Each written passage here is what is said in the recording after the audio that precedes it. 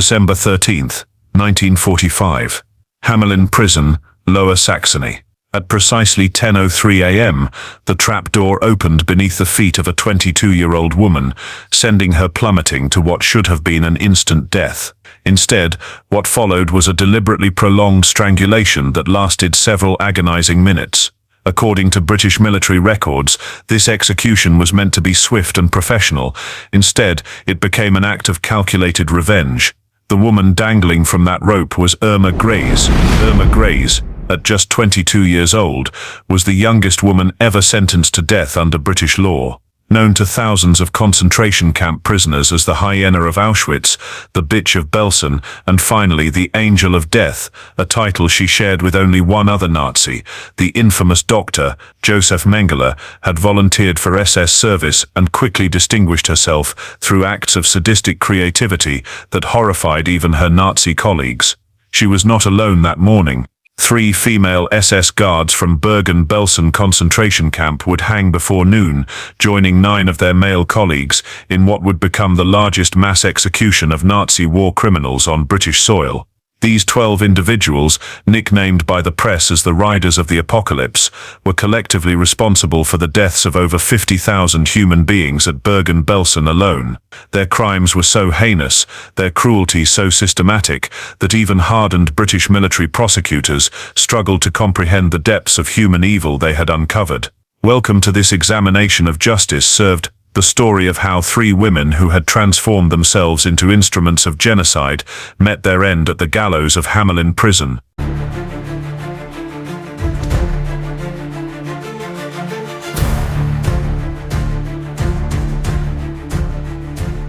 The Architectures of Evil, Irma Grese. The Angel of Death. Irma Grese transformed herself from a farmer's daughter into one of history's most notorious female war criminals through a combination of personal ambition, ideological fervor, and an apparent psychological predisposition towards sadism that found perfect expression in the Nazi system. Born in 1923 in rural Germany, Grese's early life was marked by family dysfunction and personal trauma. Her mother committed suicide when Irma was just 13, leaving her in the care of a father who struggled with alcoholism and Nazi political extremism. Rather than being damaged by this environment, young Irma seemed to thrive on its chaos and violence. At 15, she abandoned her education and began working various menial jobs, displaying an early fascination with authority and control.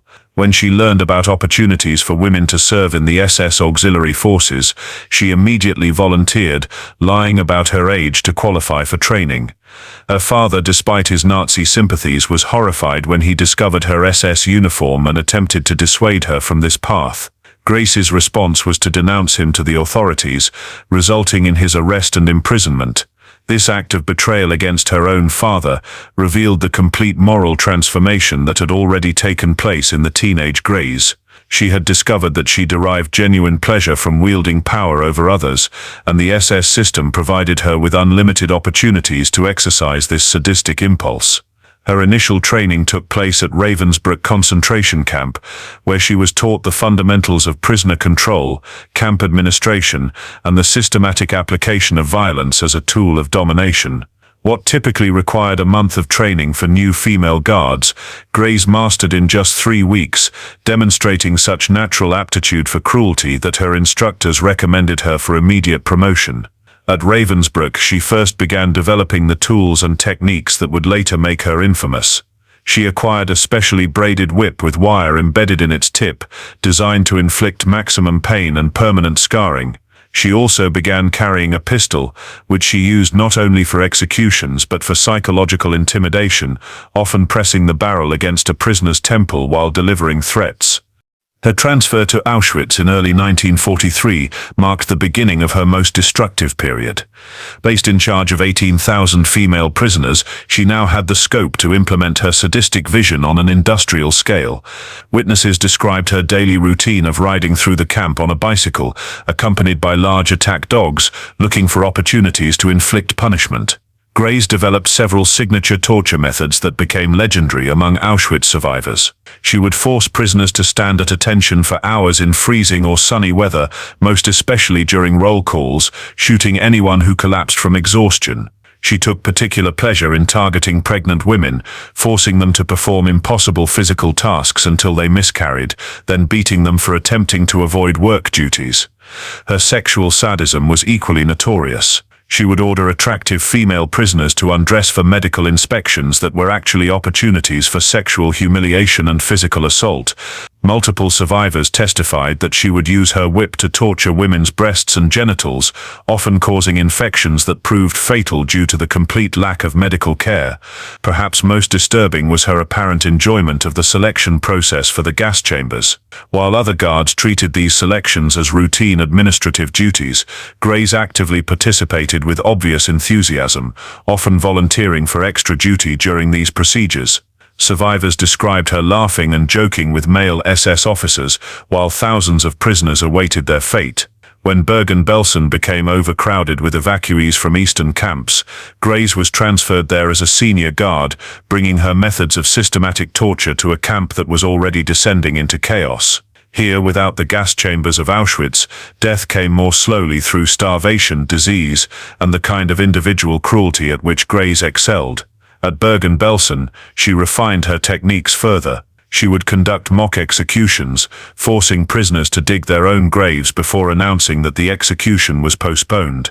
She organized entertainment sessions where prisoners were forced to perform degrading acts while she and other guards watched and laughed. She continued her practice of sexual torture, now complicated by the camp's lack of sanitary facilities, which made infections from her attacks inevitably fatal. When British forces liberated Bergen-Belsen in April 1945, they found evidence of Grese's crimes everywhere. Her whip was discovered in her quarters, still stained with blood. Her diary, filled with detailed accounts of prisoner punishments and her own sexual exploits with SS officers, provided prosecutors with documented evidence of her state of mind during her criminal acts. Elisabeth Volkenrath, the systematic killer. Elisabeth Volkenrath represented a different archetype of female Nazi criminal, not the sadistic individualist like Grese, but the systematic administrator who transformed mass murder into routine bureaucracy. Her career spanned multiple concentration camps and demonstrated how ordinary administrative efficiency, when applied to genocide, could produce casualty numbers that dwarf the impact of individual sadists. Born in 1919, Volkenrath came from a middle-class family with strong Nazi sympathies. Unlike Grese's chaotic upbringing, Volkenrath's path to war crimes began with ideological conviction and career ambition. She was attracted to National Socialist ideology while still in school, and she joined the Nazi Party as soon as she reached the eligible age. Her entry into the concentration camp system came through official channels in October 1941, when she applied for a position as a guard at Ravensbrück. Her application letter, preserved in Nazi archives and later used as evidence in her trial, demonstrated a clear understanding of what the position would entail. She wrote of her desire to serve the Reich by ensuring the proper treatment of enemies of the German people, language that prosecutors later argued showed premeditation rather than naive compliance with orders. At Ravensbrück, Volkenrath distinguished herself not through dramatic acts of individual cruelty, but through her methodical approach to prisoner control and her ability to organize systems that maximized suffering while maintaining administrative efficiency. She developed detailed record-keeping procedures that tracked prisoner health, work capacity, and behavioral compliance, creating databases that were later used to identify candidates for execution or medical experimentation. Her systematic approach caught the attention of her superiors, and in early 1942 she was transferred to Auschwitz-Birkenau with a promotion to senior guard status. Here she would meet her future husband, SS Blockführer Heinz Volkenrath, and together they would form one of the most lethal partnerships in the concentration camp system. The marriage between Elisabeth and Heinz Volkenrath created a unique dynamic where both spouses had direct authority over prisoner life and death decisions. They coordinated their activities across the male and female sections of the camp, sharing information about prisoner activities and jointly planning punishment strategies that affected thousands of inmates. Elisabeth's primary responsibility was overseeing the selection process for female prisoners. This involved not only the infamous selections for the gas chambers, but also selections for medical experiments, forced labor assignments, and transfer to other camps. She approached these duties with the methodical precision of a corporate human resources manager, maintaining detailed files on each prisoner that included medical history, work performance evaluations, and behavioral assessments. Under Volkenrath's supervision, Bergen-Belsen became a site for medical experiments that had no scientific purpose beyond causing suffering. Women were selected for sterilization experiments, surgical procedures without anesthesia, and injection of unknown substances. Volkenrath personally oversaw these selections, maintaining detailed records of who was chosen and why. Her files, recovered after liberation, show a systematic approach to selecting victims based on nationality, age, and physical condition. Jewish women were prioritized for the most painful experiments. Polish political prisoners were used for surgical training. Romani women were subjected to sterilization procedures. Russian prisoners of war were used for disease research. The experiments were conducted in a converted barracks that Volkenrath had specially equipped. She requisitioned medical supplies, surgical instruments, and even cameras to document the procedures. Her involvement was not passive oversight. She was an active participant who often suggested modifications to experimental protocols. Survivors who testified at her trial described a woman who rarely raised her voice or displayed obvious emotion, but whose decisions consistently resulted in death for those under her authority. She would conduct morning inspections of the women's barracks, making notes on a clipboard while prisoners stood at attention. Those who appeared weak, sick, or otherwise unable to work would be marked for special treatment, a euphemism for execution. What made Volkenrath particularly dangerous was her ability to identify and exploit psychological vulnerabilities in prisoners. She would promise medical care to sick inmates, then send them to medical experimentation blocks, where they faced torture disguised as scientific research. She offered food rewards to prisoners who informed on their fellow inmates, creating networks of informants that destroyed trust and solidarity among the captive population. Her administrative skills were also applied to the logistics of mass murder. She helped develop efficient procedures for processing new arrivals, sorting them into categories based on their perceived usefulness for labor versus their suitability for immediate execution.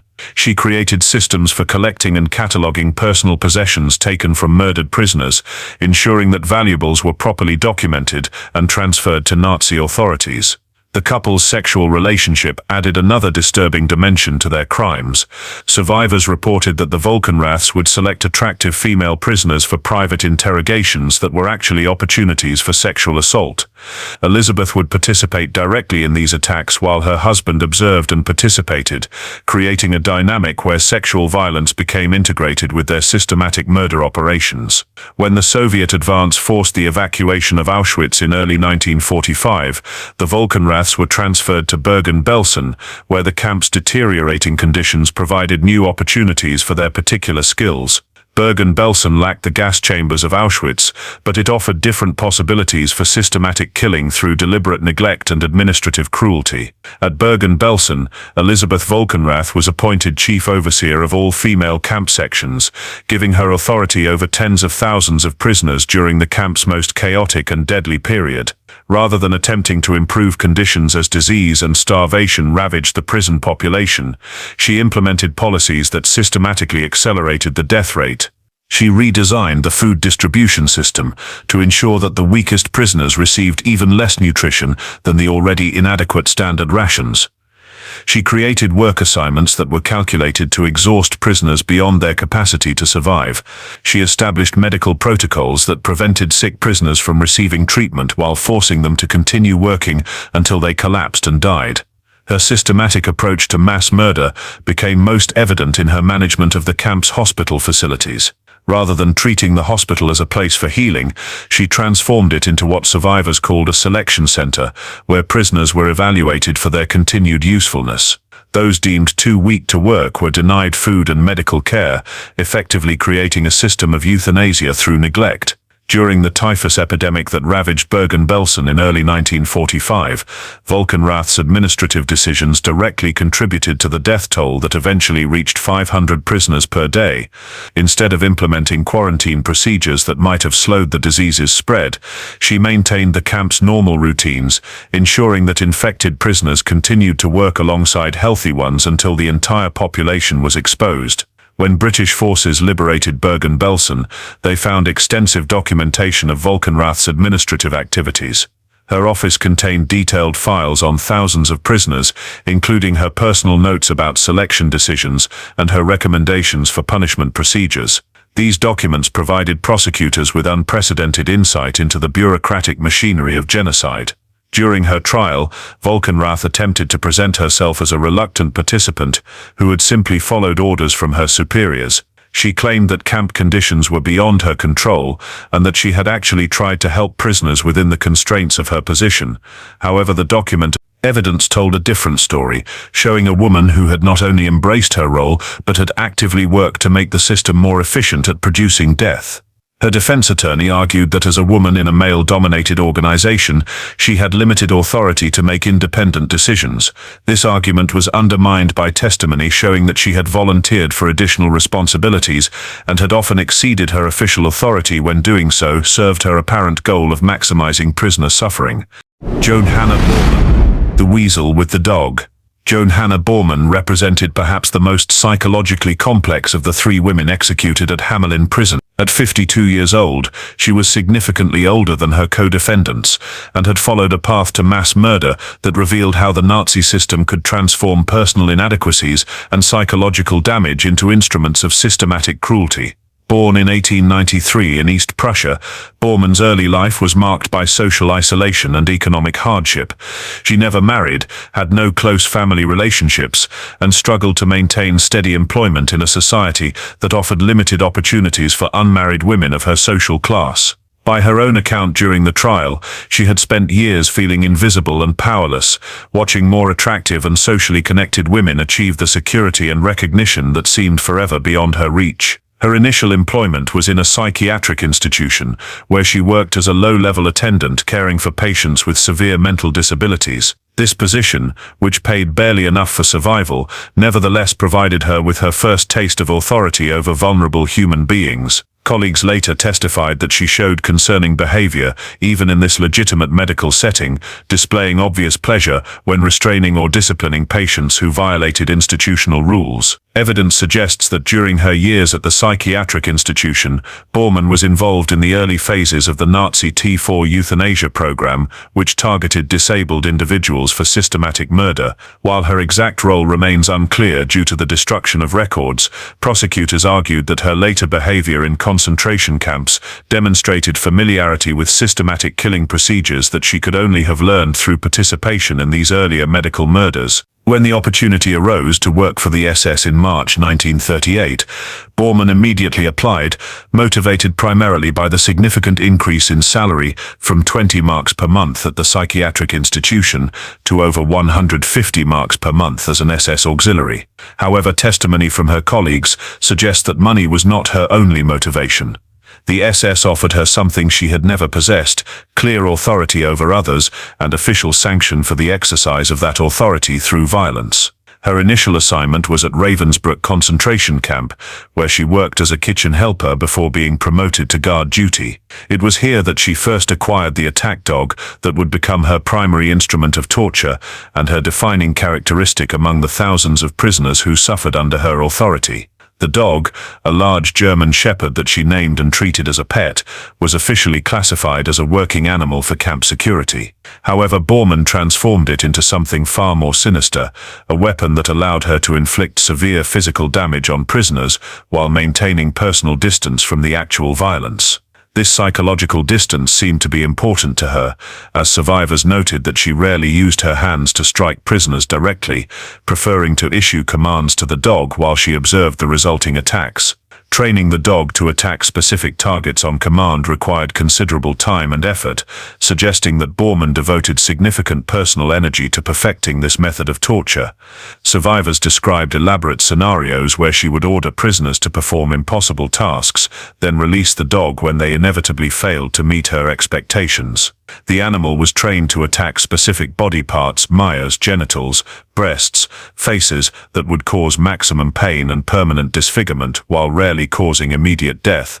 Her transfer to Auschwitz in May 1943 provided her with scope to expand these torture methods on a much larger scale.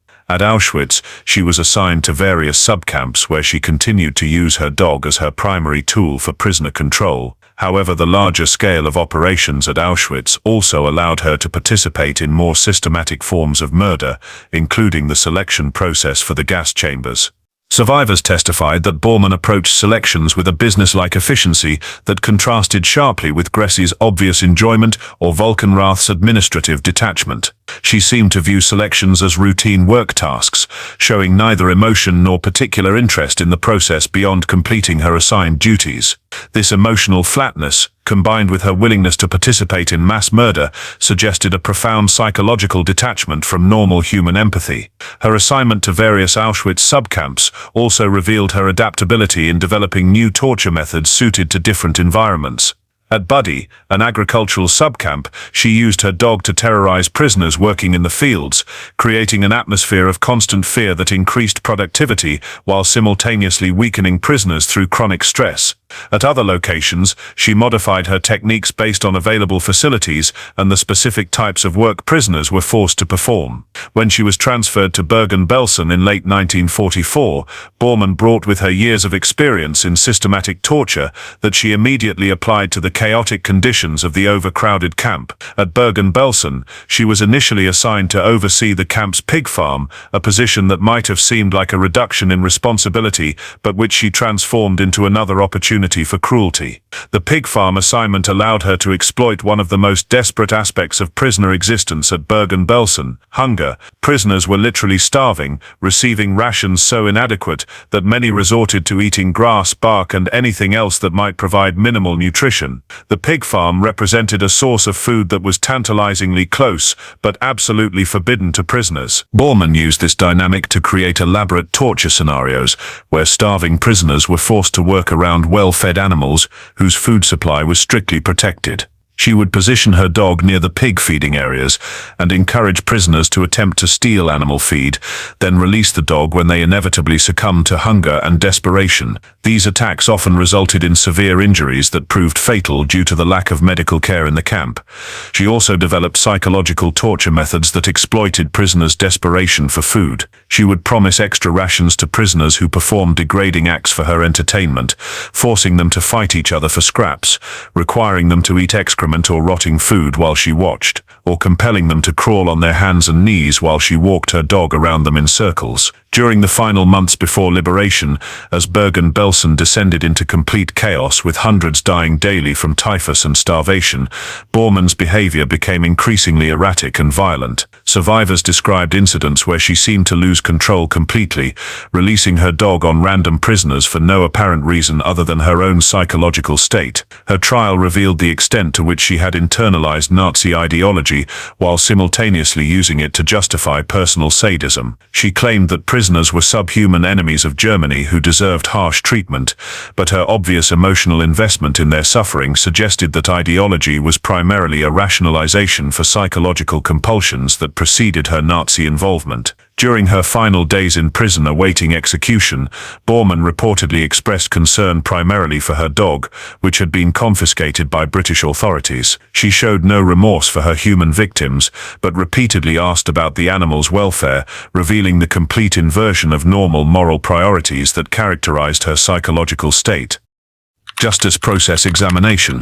The legal proceedings that led to the execution of these three women represented a watershed moment in international law, establishing precedents for prosecuting systematic atrocities while grappling with unprecedented questions about individual responsibility within genocidal systems. The British military court that tried the Bergen-Belsen cases operated under legal frameworks that had never before been applied to crimes of such scale and systematic nature. Prosecutors faced the challenge of proving individual criminal responsibility for actions that were part of a larger governmental and military structure, while also demonstrating that the defendants had choices and could not simply claim they were following orders. Evidence collection presented enormous challenges. The SS had systematically destroyed most camp records before abandoning Bergen-Belsen, eliminating documentary proof of many individual crimes. Prosecutors relied heavily on survivor testimony, but these witnesses had suffered severe physical and psychological trauma that defense attorneys argued compromised their reliability and accuracy. The court ultimately heard testimony from over 100 survivors, each providing pieces of a larger puzzle that revealed the systematic nature of the crimes and the individual roles played by each defendant. These testimonies were remarkably consistent in their descriptions of the defendant's behavior, providing corroborating evidence that overcame challenges to individual witness credibility. Medical examinations of survivors provided physical evidence of torture and abuse, while forensic investigations of the camp itself revealed systematic patterns of murder and disposal that supported witness accounts. The court also relied on documentary evidence found in Nazi archives, including personnel records, training manuals, and administrative communications that demonstrated the defendant's knowledge of and participation in criminal activities. The defense strategies employed by the three women revealed different approaches to claiming innocence or mitigation. Grese maintained that she had simply been following orders and that conditions in the camps were not as bad as prosecution witnesses claimed. Volkenrath argued that as a woman in a male-dominated system, she had limited authority to make independent decisions. Bormann claimed that her actions were legitimate responses to prisoner misconduct and that any deaths had been accidental results of necessary discipline. All three defense strategies ultimately failed because the evidence demonstrated that the defendants had not only willingly participated in systematic murder, but had often exceeded their official authorities in pursuit of personal sadistic gratification. The court found that orders to commit crimes against humanity were inherently illegal and that individuals had a moral and legal obligation to refuse such orders. The sentencing phase revealed the court's struggle to match punishment to crimes of unprecedented scale. The death penalty was considered appropriate not only because of the number of victims, but because of evidence showing that the defendants had actively enjoyed inflicting suffering and had shown no remorse for their actions. Execution and final moments. The execution of the three female guards took place at Hamelin Prison on December 13, 1945, under procedures designed to ensure both justice and dignity in the administration of the death penalty. However, the reality of these executions revealed the complex emotions and personal vendettas that influenced even supposedly professional legal proceedings. Albert Pierrepoint, Britain's chief executioner, had been specially transported to Germany to oversee these proceedings. His reputation for quick, professional executions had earned him the assignment, but his behavior during the executions of the female guards suggested that even experienced professionals could be influenced by the emotional weight of the crimes being punished. The gallows at Hamelin Prison had been constructed specifically for these war crimes executions, built to accommodate the large number of condemned prisoners while maintaining the solemnity appropriate to legal proceedings. The facility was designed to allow for double executions, reflecting the scale of justice being administered while ensuring that each execution received proper attention and procedure. Elisabeth Volkenrath was the first to be executed at approximately 9:34 a.m. She maintained the composed administrative demeanor that had characterized her approach to mass murder. She asked for paper and wrote letters to her family, maintaining in her final correspondence that she had done her duty to Germany. She ate her final meal methodically and spent her last hours organizing her few possessions. She accepted the hood without resistance, and when asked for final words, she made a brief statement: "I die knowing that I served Germany faithfully." History will judge whether that service was correct. The trapdoor opened at 9:38 a.m. Volkenrath was pronounced dead at 9:44 a.m. Her execution proceeded according to standard procedures, with death occurring almost instantly from cervical fracture. Witnesses noted the contrast between her calm acceptance of death and the obvious emotional distress visible among the British officials observing the proceedings, suggesting that even those committed to justice found the execution of women emotionally challenging. Irma Grese was executed next, at 10:03 a.m. Witnesses reported that she showed no fear as she walked to the gallows, maintaining the arrogant demeanor that had characterized her throughout her criminal career and trial. Grese was read the formal execution order. When asked if she had any final words, she initially remained silent. When offered the traditional black hood, she violently refused, insisting that she wanted to look her executioner in the eye until the final moment. Then, as the noose was placed forcefully around her neck, she suddenly stood straight and shouted, "Schnell," in German, meaning quickly. Albert Pierrepoint, the executioner, had developed a personal hatred for Grace that was unusual for a man known for his professional detachment.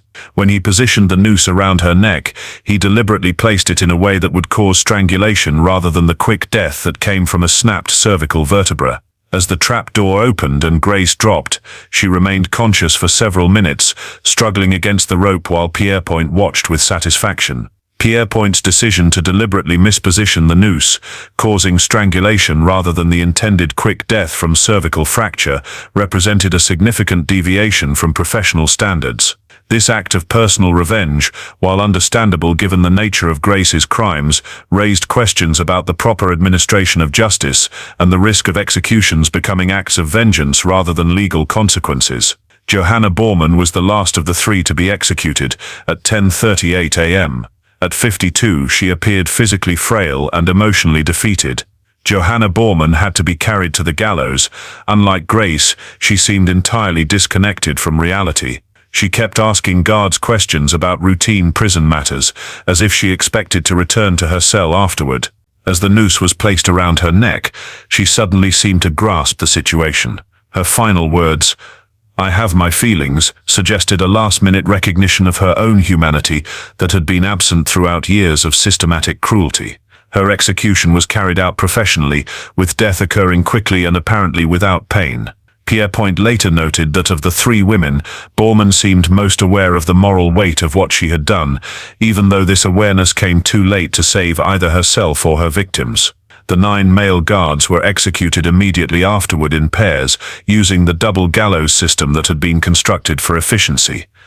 These executions proceeded according to standard procedures, with all condemned prisoners dying quickly from broken necks. The entire process was completed by noon, bringing to an end the lives of 12 individuals who had collectively participated in the deaths of tens of thousands of innocent people. British officials reported that the executions were conducted with appropriate solemnity and professional competence, though they also noted the obvious emotional toll on all participants. Medical officers confirmed that all executions resulted in death within minutes, meeting legal requirements for humane implementation of capital punishment. The bodies were buried in unmarked graves in Hamelin Prison cemetery. No religious services were conducted and no markers were placed. The British authorities wanted to ensure that the burial sites could not become shrines for Nazi sympathizers. News of the executions was reported worldwide. Reactions were mixed but generally supportive. Holocaust survivors expressed satisfaction that justice had been served, while some criticized the executions as perpetuating cycles of violence. The executions established important legal precedents, that following orders was not a defense for crimes against humanity, that gender did not excuse participation in genocide, and that individual criminal responsibility existed even within systematic state-sponsored murder. The executions of Irma Grese, Elisabeth Volkenrath, and Johanna Bormann at Hamelin Prison on December 13, 1945, marked a pivotal moment in the development of international criminal justice. These proceedings established enduring legal precedents that continue to shape war crimes prosecutions today, including the rejection of superior orders as a defense, the principle of gender equality in criminal responsibility, and the successful prosecution of systematic atrocities through survivor testimony, even when documentary evidence has been destroyed. The three women represented different pathways through which ordinary individuals become complicit in systematic evil, sadistic enthusiasm, bureaucratic efficiency, and psychological inadequacy, yet all actively chose to maximize rather than minimize the suffering under their control. Their trials revealed that even within systems designed to encourage and reward cruelty, individuals retain moral agency and must be held accountable for their choices. Beyond establishing crucial legal precedents, these trials served an essential educational function, exposing the systematic nature of Nazi crimes to global audiences and providing insights into the psychological and social factors that enabled genocide. While individual prosecutions could not address the full scale of crimes involving millions of perpetrators and victims, they demonstrated society's commitment to justice and the principle that participation in mass murder cannot be excused by claims of powerlessness or involuntary compliance. The legacy of these executions extends far beyond the punishment of 3 war criminals. They affirmed that in the face of systematic evil, individuals bear responsibility for their moral choices, and that civilized society must hold perpetrators accountable regardless of the systems that enabled their crimes. This principle remains fundamental to contemporary efforts to prevent genocide and prosecute crimes against humanity worldwide.